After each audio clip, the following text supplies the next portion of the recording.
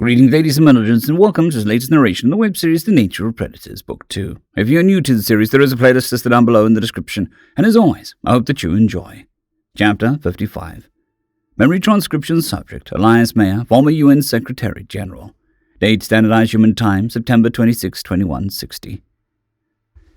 Once we distanced ourselves from the sailor, a few days after my speech, Secretary General Keifer called to offer a curious picture of the results.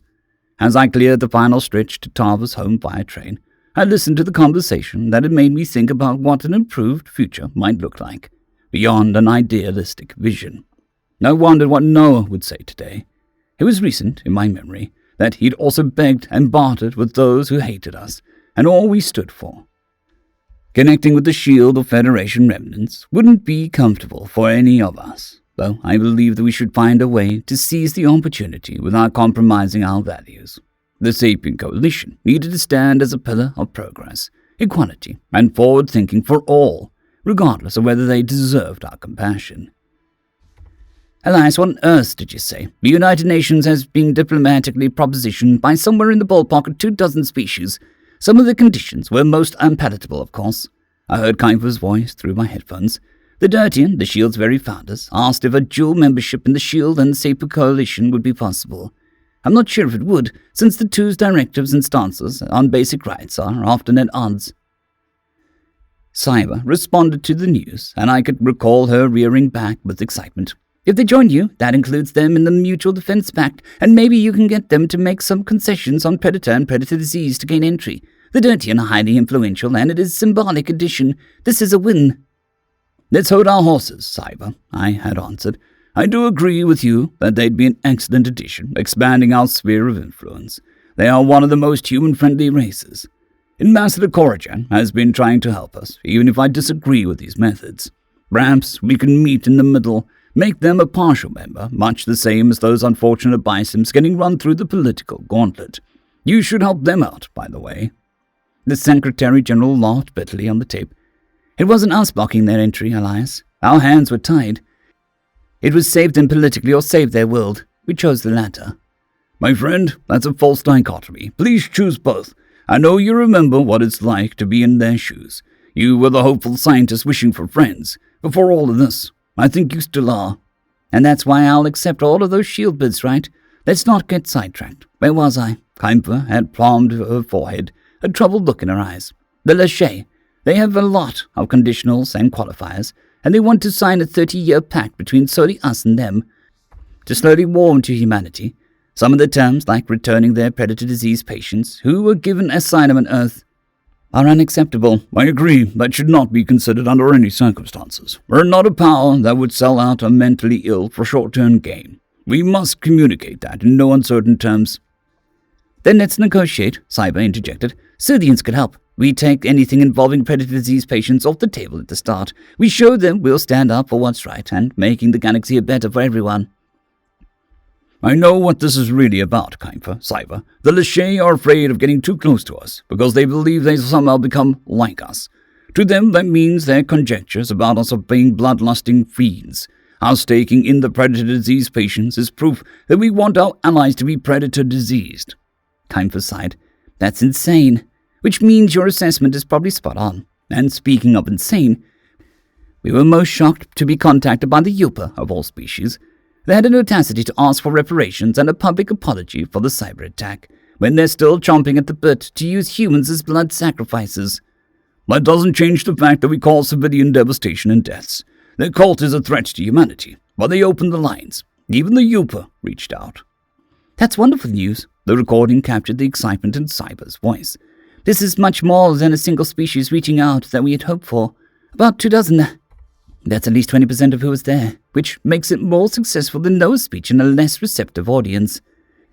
Even humanity's enemies want to try and move the needle because of you, Mr. Elias. You did it. We did this, I corrected her. It takes all of us to bring about lasting change, especially our friend on the other side of the line. Keifer pursed her lips. I know. Your moral compass serves you well. You're unflappable, Elias. I wish I could be less bothered by the prospect of losing the friends we already do have. Let go of that fear. Humanity needs to take a leap of hope just as much as the shield. The train rolled to a stop in Skulger's governmental district, and I tapped the pause button on the recording. As invigorating as it was to reminisce on the fruits of my shield endeavor, being here was about reuniting with old friends, and perhaps confronting my demons along the way. I'd been worried we'd lose Tava, and that she'd forsake the trusting friendship we shared. The Vendel had intertwined their entire society with ours and risked all, only to have that progress undone by violence spilling onto their streets. Despite all of humanity's efforts to convince the populace that we weren't dangerous, that wasn't the whole truth. I wouldn't have needed to pass the Emergency Order 56, censoring vast swaths of Terran culture, if I'd been as unflappable as Kiefer thought. For me, it wasn't about losing the friends we had. It was about acquiring any and seeing that humanity survived. I don't want to stamp on free speech or tell anyone to hide who they are. Just another example of how, when push comes to shove, I compromise everything. I believed in the same as the current UN. I stared at the ground as GPS guided me the final few blocks down the sidewalk. Deep shame chafed at me. Why had I thought that it was a good idea to seek out Tava, when that was how I'd parted from her? Clearly, she didn't turn on humans if she'd paired up with Noah. And I'd seen how close Skulga and Earth were in present time. It wasn't lost to me how many businesses and government buildings were writing in English now, being inclusive of Terrans. Still, I was the heartless person who asked a friend to speak to someone who killed her first daughter, in the name of the greater good. Those were my last words, not a thank you for standing with us and saving mankind from annihilation, or an apology for how we'd failed her that day. It was 20 years too late to say that I was sorry for being so thoughtless. I walked through the security outside of Tava's home in a daze, half wishing she'd turn me away. The Vendel's life would have been much easier if she hadn't taken a chance on us. She'd still have a biological tail if she hadn't come to the memorial to stand beside us. What kind of welcome would I get from her? Had she mourned me or despised me for what I asked of her? My anxieties were running amok as I rapped my fist against the door and shoved my hands back into my pockets. I stood on the porch outside the upscale dwelling, awaiting judgment. Perhaps deep down I believed that she would offer the best verdict on whether I was truly mayor, and whether the sum of my actions made me a good person. Seeing the statues and UN's idolatry of me made me feel like a fraud. The door swung open, revealing an elderly Vendel whose eyes were a bit cloudy. "Elias, Mayor, my eyesight isn't what it used to be, but you really haven't aged a day, my dear old friend. Come here." Tava flung her frail arms around me, squeezing as tightly as she could. I noticed tears running down her face, suggesting that she'd felt grief over my death for all these years. The former governor of the Vendel hadn't hated me, in spite of everything. Were I still an organic being, I suspected I would have been reduced to a weeping, bubbling mess. I remembered her staring down Isif and Arksel with defiance, and me refusing to call her anything but a friend and an equal. She repaid me by sending the few ships she hadn't already given to us to Earth's defense. The governor had held my hand while I watched that late-arriving feeds from my home, of bombs dropping, not knowing if, by then, the entire world was gone. She consoled me during what I thought was the first time she'd seen any human cry. Tava even offered to join me the first time I met Isif after Earth's bombardment, despite knowing that he'd see her as food, a true fiend, better than I deserve.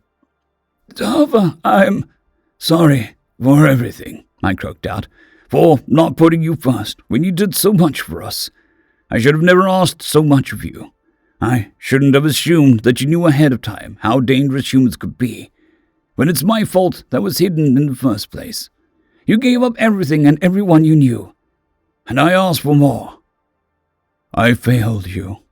The Vendel huffed with what seemed like indignation. Don't be ridiculous. I admired how you sought peace in the galaxy with your final thoughts. You made me stronger, better, and put me on the path that freed my people. I named my daughter after you because of that. That announcement hit me like a bucket of cold water to the face. Not that I actually feel that anymore. You did what? Her name is Eliam, and she's my entire world. I know how much you were tempted to follow a dark path, yet you chose to be kind and gentle. It's not your fault others made a different choice that day. You never gave up on that dream for a better tomorrow. It's wonderful to have you back. We missed you so dearly. It broke my heart having you die in my arms, and Elias, I'm the one who should be sorry. How so? You saved us. You protected us when no one else would. You had to hide the darker side of humanity and bend over backwards to accommodate us. Our fear. You were killed because you tried to make it easy on us. That was all our fault, for treating you like monsters any time you showed any part of your soul we didn't understand. I hated seeing your species persecuted so very much. You believed that we were monsters at the start, too, and helped us anyway because we might be innocent. Don't ever apologize to me, Tava. Your compassion is unparalleled. You took us in and fought beside us during our time of need. Tava flicked an ear reluctantly. I know you did the same, serving as the Vendel ambassador for almost 2 decades. I'm glad I could fight beside you in the SC. I wish you could have been there to see it. I do, too. I would have done several things differently, I must say. I thought you'd be more put off by, my reincarnation. Part of what I intended with Elia was for your memories to live on. Now they do. A gruff voice spoke behind Tava, raspy from age. Why are you leaving the man standing outside? Please come in. It's impossible to separate Elia and Ari from their game. Online games can't be paused, Dad. Blah, blah. You think they'd say hello to a family friend? With all we do for them, they've got it made. No, Williams. I shook his hand and held onto it for an extra moment longer, making eye contact. You know you violated a lot of diplomatic records, becoming romantically involved with a foreign dignitary. Love is wonderful, but for the sovereignty of the United Nations, you should have stepped down. Noah scoffed, and left Tava with a career diplomat speaking the official party lines. You didn't come and visit to chew me out. I had to give you a bit of hard time. You know, it was inappropriate on every level. Was it, though? Tava chimed in. The foreign dignitary was terrified every time your eyes pointed her way. If Noah was someone she loved and trusted, wouldn't that make him a right man for the job? I don't think you were trying to strong on me. I wouldn't dare. Good. And besides, Noah is the kindest human alive. He was there when we helped with the cattle rescues. Who wouldn't have come home had you not told me to talk to Issav. You were right to do that. You saved lives, and got Vendel victims out of a horrid existence quicker than those who survived would have been. It's a relief that the sapient cattle are a thing of the past. Imagine my horror when that was the first bit we learned about aliens, as if the shock of first contact wasn't enough. It doesn't surprise me that the 2 of you helped those poor souls, and I wish I could have been there personally as well. It must have been a long road to recovery for them. Noah nodded, perhaps recalling something sad. Yes, it most certainly is. Instead of regaling you with the self-inflicted end of my friend, Clem, why don't I introduce you to our children? I'm sorry for your loss, please. I'd love to meet the little ones. They're not that little. If Elia hears you call her little, she might headbutt you. You're the first human she can do that to without worrying about hurting you. I'd still rather she didn't. Metal and bone meeting doesn't tend to end well. That sounds like the fast track for your daughter to land in a concussion protocol. As if that ever stopped her, Tava hissed. I watched the elderly Vendel shuffle back down the hallway, and I slipped off my shoes as I spotted a rack in the hallway. The reality was that I'd never interacted with younger Vendel. The sole alien child I'd spoken to was a Gojid, back in the refugee camp. A sad story. Elia was all grown up by now, of course, but that had happened in what was a span of a few months to me. Tava and Noah's offspring were still considered children in my view.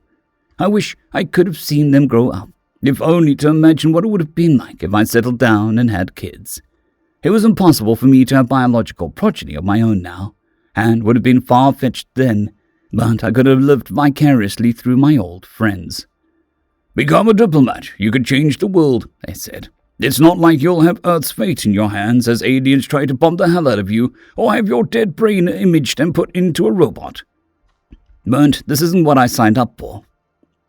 The female Vendel didn't look away from the video game on screen, which Noah whispered that Ari had helped develop. Despite the human brother being the one who designed the game, Elia's avatar seemed to have the upper hand. Comboing her brother's health bar down a bit by bit, I couldn't help but smirk at how serious they looked, mashing buttons like their lives depended on it. This scene would have been unimaginable a quarter-century ago. Well, I'd never say it to Tava. Seeing an unmodern member of her species up close, our alien friends looked much more natural with nostrils and straight legs. Alaya was wearing a University of Michigan hoodie too, which begged the question of whether she'd attended that college. I noticed gold medals hanging below the TV. On closer inspection, they seemed like authentic gold. Was that from the Olympics? I'd attended a few of the games as a dignitary, and it was nice to know that tradition had resumed. I found it odd that Vendel would participate due to the sharp differences in our species. But perhaps they had their own categories. Athletic pursuits spreading to Skarsgård was thrilling to see. It was also a delight to imagine alien students pursuing studies on Earth, wanting to go to a predator-run school. Tava certainly didn't fear us if she'd let her daughter study abroad on Terra. This was the sort of progress that we both fought for years ago. I was quite happy to see how far our friendship had come. Looking back, none of the natives had cowered at the sight of me, or other humans. So I hear you bear my namesake, but decided to cut off the pesky S at the end, I prompted. Elia didn't startle at all, suggesting that she could see me from her periphery. You should see how much they cut off Aunt Sarah's last name for his name. They kept the cool part, Ari commented. Hey, Maya. We heard a lot about you growing up. Obviously, we didn't think that we would ever meet you. The Vendel kicked her brother in the shin, hard enough to make him wince. Ari! Ow, cheater! You can't kick me to win a video game. I kicked you for being insensitive. You're consistently the one who's insensitive. Tava sighed with stifling levels of disappointment. They still act like children. Let them have their fun, Noah countered. You were their age once, too. You never disciplined them. They don't need to have fun at the expense of dignity. What do you think, Elias? I recoiled, not wanting to get in the middle of a marital spat. I think that I could take both of them at this game once I get the hang of it. Superhuman reflexes and all. You're way cooler than Tava told us, Elias snickered. Grab a controller. Thanks, I guess. Do you think diplomats are completely boring or something? You talk on and on about boring things. I thought your species would have a lot in common with Tava's lectures. Her speeches were definitely a snooze fest, and I had to sit through way too many of them when she worked as an SE ambassador.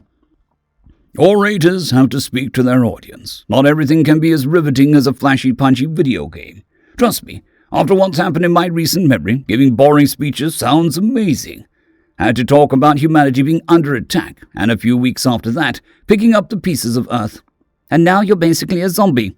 You say I'm insensitive, Ari howled, eyes bulging as Elias' character performed a finisher. Well, it's true, he came back from the dead, and he's walking around. Do you think you're a zombie, Maya? My corpse stayed dead, so I'll say no. I wasn't aware Vendel had the concept of zombies. Undead hordes of your kind killing people. That concept seems quite, predatory. I pressed a hand to my ear, as it dawned on me that something was absent. Wait, there's no translator sensation. Are you speaking English? Yes. I tried to whistle in appreciation, which only left my mouth as a mute O shape. Your parents raised you with both customs, a true cultural fusion. You're the real exchange program. I love to see how much our people have shared with each other. Ever the diplomat, aren't you? Have a seat on the couch. I'm going to make sure that you go through with this gaming session. I want to see Elia taken down a notch. Noah prodded. Finally, we agree on something about her, Tava exclaimed. I picked up a controller with a chuckle, making eye contact with him. This has been an excellent reminder of the progress I'm fighting for. Thank you for having me over. Any time. Your family, the elderly Vendel replied. Noah slapped me on the shoulder. What she said. We're glad you stopped by. To see all of us withered up like raisins. Though we might be up there in years, Tava's still the best person to go to if you need to know your way around the SC. I'd be happy to help Elias in his mission. Knowing him, he's got some pacifist calls all lined up already. It'll be like old times. Thank you both. I'll take you up on that down the line. I smiled in appreciation, feeling a bit lighter than I ever had in this metal form. There's a lot of work to be done. Once the war settles down, I have to help with this project. The technology could be rife with abuse if I don't. Tava flicked an ear. You'll take the humanity down the right path towards your better angels. Noah was the man for the job the first time around, but now it's you. Make us proud. Feeling more at home on Skalga than I had wandering a changed Earth or a Terra Technologies lab, I found myself ready to do what was necessary to ensure this kind of progress continued. Part of paving the way for a brighter future meant ensuring other digital humans had easier adjustments than I did. I needed to be there when Vern got his next prototype ready, assuming those cryobrains could be salvaged. My mission was to put the Sapien Coalition back on the straight and narrow, until they remembered their purpose as well. It was all too easy to let fear and temptation guide our actions. But I wasn't going to allow that to happen without a fight. End of chapter. I would like to thank our T5 members and patrons, Casper Arnholtz, John Creighton, Vidmori, 050, Dragzoon W.R.E, and Elijah Silvercross. Thank you very much.